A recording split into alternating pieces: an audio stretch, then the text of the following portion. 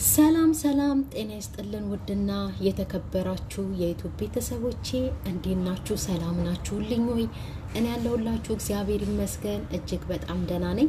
ሁላችሁም በያላችሁበት የእግዚአብሔር ሰላም ይብዛላችሁ። ኦርቶዶክሳውያን ዛሬ የድንግል ማርያም ልጅ ወልድ ለተቀኑ ነው። ወልድ ኢየሱስ ክርስቶስ ይጠብቃችሁ በያላችሁበት። ሙስሊም እህት ወገኖቼንም ወንድሞቼን አላህ ይጠብቅልኝ በያላችሁበት። እኔም አለው ደህና ነኝ። ቤተሰብ ዛሬ ወጣ ባለ በአዲስ ነገር ነው የመጣሁትኝ እና እሱ ምንድነው በሀዩ ጉዳይ። ሀዩን ትላንትና አዩን እንግዲህ አይተናታል። እኛ መቼም እንደ ቪዲዮ ላይ የምናየው ነው እና የምንናገረው መቼም አንገት ደፊ አገር አጥፊ የሚባለውን ነው እንግዲህ በዚህ በሰውዬ ነው ያየሁት ማለት ነው። የምር እውነቴን ነው።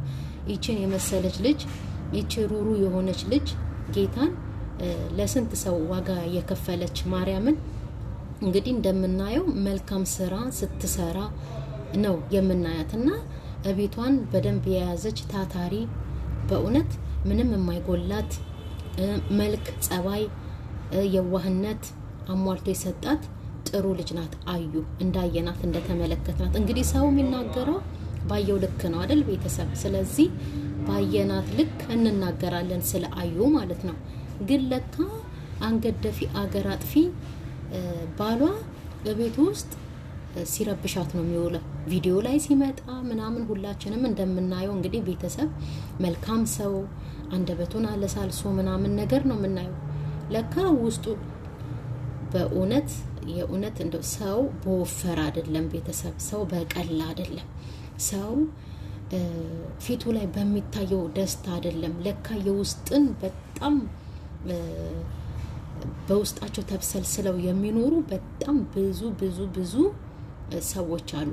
አዩን አሁን እንደምናያት እንግዲህ ቤተሰብ እንደዛ ሰውነቷ ወፍሮ ራሷን ጠብቃ አምሮባት ከምትሰራው መልካም ስራ ጋር ነው የምናያት እንጂ እንደዚህ አይነት ችግር ያለባትም አትመስልም በተአምር።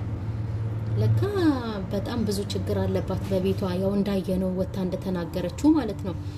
የእውነት ግን እኔ የምጠረጥረው ይሄ ሰውዬ ያቺ ዜድ የምትባለው ባለጌ አዩን እንደዛ የምር አሁን ላይ ማለት ነው በቃ ያ ነገር እውነት ነው ማለት ነው። አዩን ይሄን ያህል የሚበድላት ከሆነ ይሄን ያህል እያሰቃያት ለፍቺ ደረጃ የተዳረሱ ከሆነ ማለት ነው ያቺ ልጅ በመሀል ጉዳላት ማለት ነው ቤተሰብ። ማርያምን እውነቴን ነው ጉዳላት በመሀል። ለዛ ነው አውቃ በፕራንክ መልክ አድርጋ መታ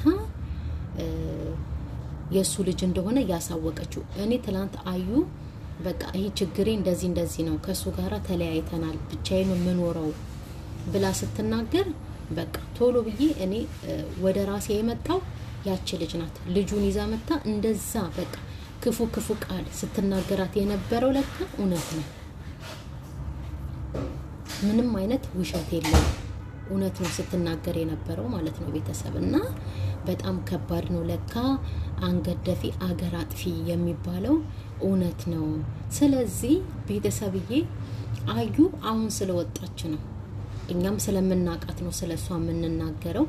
ግን ውስጣቸውን ደብቀው ቤት ተዘግቶባቸው እያለቀሱ የሚኖሩ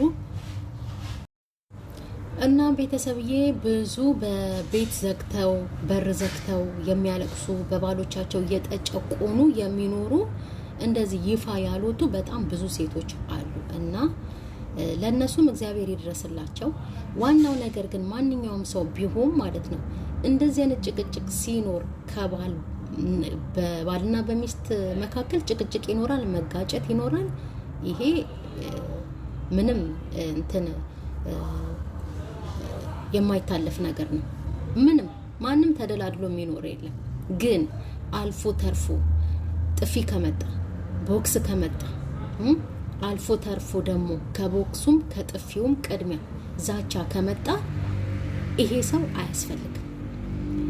በሰው ፊት የሚያዋርድ ወንድ የእውነት እቤት ውስጥ እኛን እያቃጠሉ ውጪ ጥሩ ሰው የሚመስሉ የእውነት የውጭ ቀጋ የቤት ውስጥ ምንድነው የሆነ ተረት አለ አይደለ? የቤት ውስጥ አጋም የውጪ ምን ቀጋ የሆነ ብቻ ተረታለና እንደዚህ አይነት የሆኑ ሰዎች አሉ። ስለዚህ ቤተሰብዬ በተለይ ሴቶች እንደዚህ አይነት ችግር ሲፈጠር ከዱላ በፊት ብዙ ንግግር ልብን የሚያሞቆስል ልብን የሚያደማ ብዙ ንግግር ይኖራል ከዱላ በፊት። ስለዚህ ማለት ነው ያ ነገር ከተጀመረ በቤታችን ውስጥ ወይ በቤታችሁ ውስጥ ምንም አይነት ሰላም ስለማይኖር ማለት ነው ከወንድ ጋራ ግብ ምናምን አያስፈልግም። ምክንያቱም ወንድ ነው። አሁን አዩችን እንደዚህ ነው የምታክለው አይደል? እሱ ደግሞ ይሄን የሚያክል በረሮ ነው አይደለ? ምንም ቢሆን ግን ወንድ ነው። አዩን በጉልበትም ቢሆን በዱላ ያሸንፋታል። አዩ ብቻ ሳትሆን እሷን ምሳሌ ስላደረኩ ነው አሁን ዛሬ የምናገረው ማለት ነው። ማንኛውም ሴት ወንድን የምትታገልበት ጉልበትም አቅሙም የላትም። የሷ ጉልበቷ ምንድነው? ዝም ብላ የሆነ ውስጧን አረጋግታ ራሷን ዝም ብላ ቢናገራትም እሺ እያለች የምትኖርበትን ከዛ ቤት የምትወጣበትን መንገድ መፈለክና ለብቻዋ መኖር ነው እንጂ ከወንድ ጋራ ሰጣ ገባ፣ ከወንድ ጋራ ድብድብ፣ ከወንድ ጋራ ጉልበተኛ ነኝ ማለት አያስፈልግም። ለእንደዚህ አይነት ወንዶች መድኃኒታቸው ቤተሰብዬ እሺ ብሎ የሚያሳመን ቃል ተናግሮ ከዛን ቦታን አስተካክሎ የራስን ነገር አስተካክሎ ሹልክ ማለት ነው። በጤና በሰላም በጤና አያችሁ አይደል ቤተሰብ? እንደ ወንድ ስትገዳደረው እንደ ወንድ ጉልበታም ነኝ ብላ እንደተናገረችው እንግዲህ መደባደብ ደረጃ ስትደርስ እንግዲህ የሚያመጣባት ጉዳት ከበድ ያለ ነው። ምክንያቱም ወንድ ነው። ስለዚህ ማንም ሴት በቤቷ ውስጥ እንደዚህ አይነት ችግር ካለ ራሷን ማስመለጥ ከፈለገች ቤተሰብዬ ከወንድ ጋራ በጉልበት ሳይሆን ዱላ ቦክስ ገጥማ ሳይሆን እሺ ብላ ዝም ብላ ቦታዋን ፈልጋ እሱ ሳያስበው መውጣት፣ በህግ መፋታት መገላገል ነው። ራስን ማዳን ነው። ነፍስን ይዞ መውጣት ነው እንጂ ከወንድ ጋራ ግብግብ ከወንድ ጋራ ድብድብ እንደው የፈለገ ነገር ለምን ጠብደል ለምታክል ሴት አትሆንም። ወንድን በዱላም ቢሆን በጉልበት ማሸነፍ ስለማይቻል ወንድን ማሸነፍ የሚቻለው እሺ የምትለው ቃል ነው። እሺ ብለን ተናግረን ቦታችንን ፈልገን በሰላም መለያየት ነው እንጂ ግብግብ ከወንድ ጋራ አያስፈልግምና ይሄ ቡዛየው የሚባለው ሰውዬ ማለት ነው የእውነት ያቺ ልጅ ፕራንክ ብላ በመጣይ ሰዓት ራሱ ማለት ነው ሁላችንም ታዝበናል። የሚናገራት ንግግር የሚናገራት ሚስት እንደዚህ የልጅናት እኮ ናት እንዴ! ሚስቱን ጸጉርሽን ይዤ ነው ምንድነው ኮንሽ ይሆን ያል ካልሆነ ደግሞ ይቀራል እያለ ካመነጫጨቃት ነገር አለ ማለት ነው። ስለዚህ አዩም ጥሩ ምርጫ መርጣለች። በህግ የተያዘን ነገር ደግሞ እሱ ገፍቶ መጥቶ እሷን ምንም ማድረግ አይችልም። ግን አሁን ጊዜው ስለከፋ ምናልባት ወጣ ካለች እንደ ውጪ ላይ የሆነ ጉዳት ካደረሰባት ነው እንጂ እቤት ውስጥ አይችልም። ሁለተኛ ነገር ደግሞ ቤተሰብ አሁን ይሄ ራስን የማጥፋት እንትን በጣም በስቷል። ማርያምን ኢትዮጵያ እኛ አገር ደብረ ዘይት ማለት ነው ቤተሰብ ትናንት ባለፈው ሳምንት 2 ሰዎች ራሳቸውን ታንቀው ያጠፉ። አንዱ ፕሮፋይል ፒክቸር አርገውት ነው ያየሁት።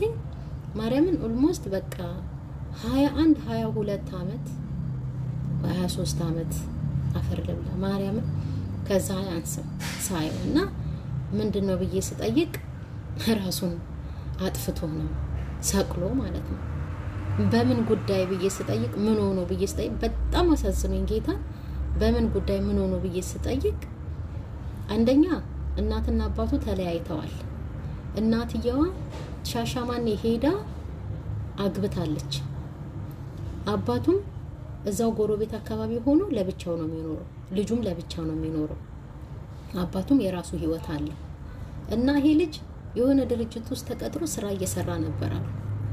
ከዛን ያው ስራ ስለቀዘቀዘ ሰውን ቀንሳለን ብለው እሱንም ቀነሱታል እና ለመናቸው። አሰሩኝ፣ ሰው የለኝም ሰርቼ ልብላ ብሎ ለመናቸውና አያስፈልግም ብለው አባረውታል። ቀነስ ማባረር ሳይሆን መቀነስ።